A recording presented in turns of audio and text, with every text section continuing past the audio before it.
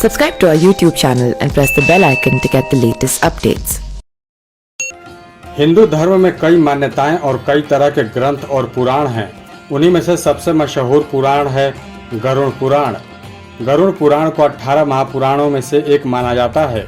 लोक और परलोक के साथ ही गरुड़ पुराण में कई तरह की अहम जानकारी भी दी गई होती है।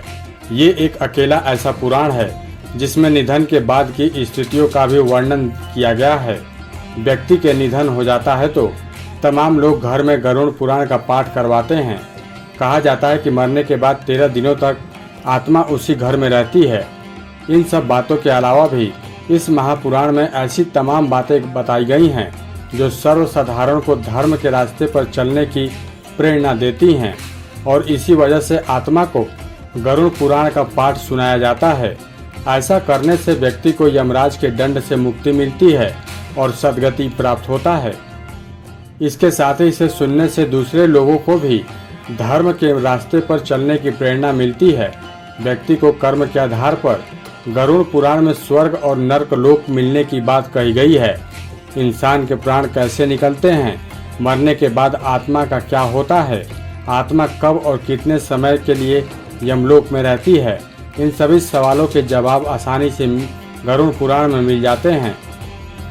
इसलिए आज हम आपको मृत्यु के देवता यमराज के निवास स्थान यमलोक के बारे में कुछ तथ्य बताएंगे। गरुड़ पुराण और कठोपनिषद में यमलोक के बारे में जिक्र करते हुए कहा गया है कि मृत्यु लोक के ऊपर दक्षिण में 86,000 योजन की दूरी पर यमलोक बना हुआ है। इसी वजह से दक्षिण दिशा का दीपक यमराज को समर्पित किया जाता है। योजन प्राचीन काल में दूरी नापने का एक यंत्र होता था। एक योजन 4 किलोमीटर के बराबर होता है। शास्त्रों के मुताबिक यमराज के राजमहल का नाम कालित्री है और वो विचार भू नाम के सिंहासन पर विराजमान रहते हैं। यमराज अपने राजमहल में विचार भू नाम के सिंहासन में बैठते हैं। उसके साथ ही यमराज के महल में 4 द्वार हैं। कर्मों के मुताबिक अलग द्वार से लोगों को प्रवेश होता है। पापी लोग दक्षिण दिशा से जाते हैं तो दान पुण्य करने वाले लोगों का प्रवेश पश्चिमी द्वार से होता है। वहीं सत्यवादी और माता पिता और गुरुजनों की सेवा करने वाले लोग उत्तर दिशा से जाते हैं। वहीं उत्तर वाले द्वार को स्वर्ग का द्वार माना जाता है। यहाँ गंधर्व और अप्सराएं आत्मा का स्वागत करने के लिए तैयार रहती हैं। आपको बता दें कि यमराज के सेवकों को यमदूत कहा जाता है। महांड और कालपुरुष इनके 2 रक्षक होते हैं। यही वैद्य द्वारपाल होता है। वहीं 2 कुत्ते यमलोक में होते हैं। चित्रगुप्त का निवास भी यमलोक में ही होता है। चित्रगुप्त महाराज लोगों के कर्मों का लेखा जोखा अपने पास में रखते हैं।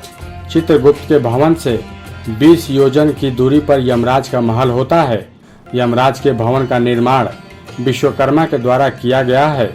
यमराज की सभा में कई चंद्रवंशी और सूर्यवंशी राजा मौजूद होते हैं। तो दोस्तों, आपको ये जानकारी कैसी लगी आप हमें कमेंट करके ज़रूर बताएं।